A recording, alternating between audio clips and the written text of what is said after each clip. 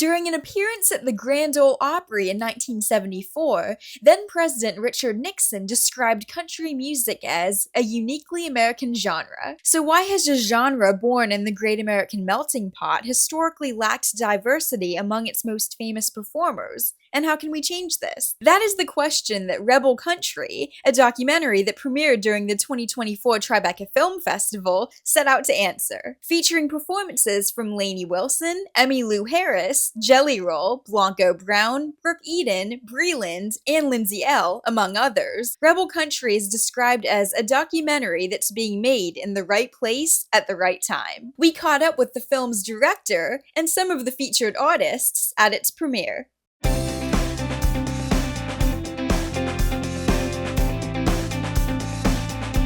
This is Hannah and Cailin, back again with Double Talk. I'm Hannah. And I'm Cailin, and we're at Spring Studios in New York City for the Tribeca Film Festival premiere of Rebel Country. We both grew up big time with country music, and I think it's funny because I feel like I can identify a 60s country song from a 90s one, from a 2000s, from a 2010s and 20s one, just from like a few seconds of listening.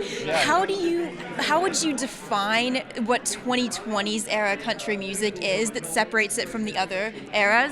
Yeah, I think this is the beautiful thing about music, and country music in particular, is like people sometimes think about country music as this really static genre, and it's not. Every decade does have its own unique flavor, depending on the sounds that are popular in that era. You know, so you listen to a lot of '70s country music, and it sounds like a lot of Motown stuff that you would hear because they're drawing influence from other genres and what's popular. And I think that's what would typify country music right now is like you've got artists that listen to all different genres, and so you can see collabs now between artists like a Morgan Wallen and a Lil Durk. You can see collabs between someone like a Beyonce and a Post Malone in country.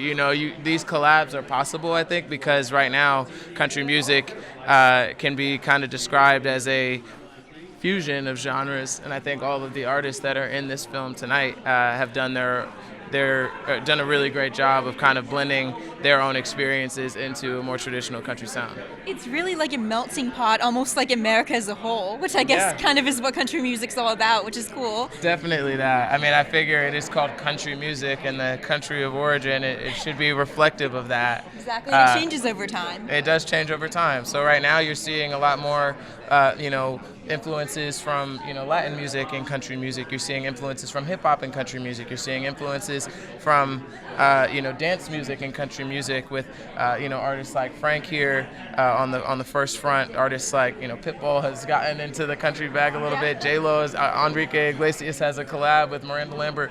And so that's really dope.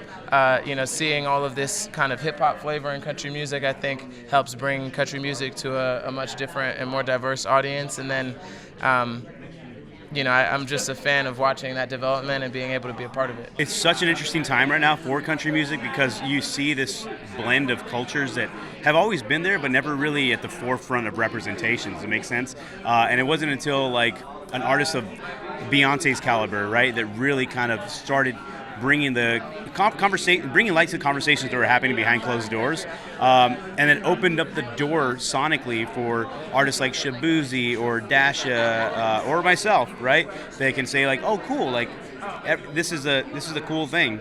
And it brought in a whole new audience to the genre. The really exciting part about country music is those lines are getting blurred to a whole new level.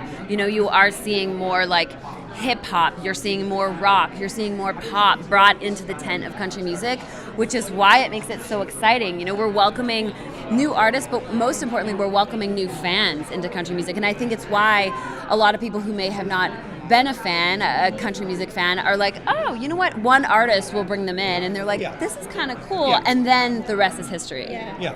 I think that's what's happening in all genres, though, isn't it? If you listen to Kendrick Lamar, he's got jazz influences, he's got influences from everywhere. Yeah. And country music are doing exactly the same, and I think that will make everything much more wholesome, much more...